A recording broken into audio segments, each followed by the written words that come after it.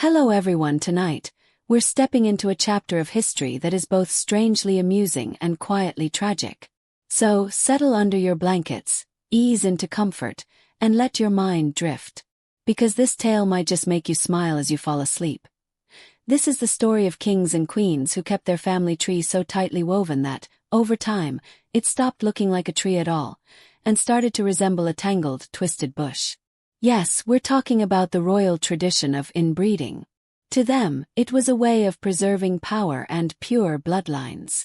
But in reality, it often led to frail health, distorted features, and lives that seemed more cursed than crowned. Take, for example, the Habsburg Dynasty, a family known across Europe not just for their sprawling empires, but for their unmistakable Habsburg chin.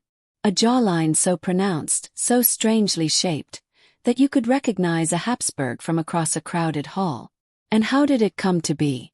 Through generation after generation of cousins marrying cousins. To the outside world, these unions were called alliances. But for the family's genetics, it was a cruel joke that echoed through centuries. Then there was Charles II of Spain, a monarch so peculiar that people whispered he was bewitched. They called him the Bewitched King, believing some dark spell had been cast upon him.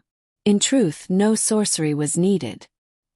His troubles, his weak body, his difficulty speaking because of an oversized tongue, his inability to eat properly, and his complete infertility, were the direct result of centuries of inbreeding. Imagine that.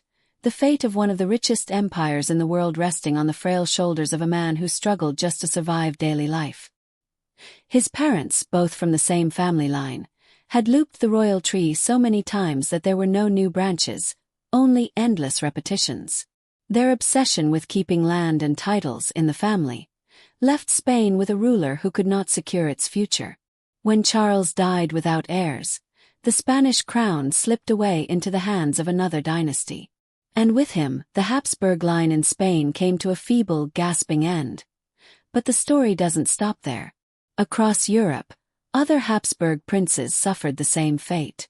Leopold of Austria, for instance, was described by chroniclers as having such a misshapen face, with a jaw jutting so far forward, that even his smile appeared unsettling.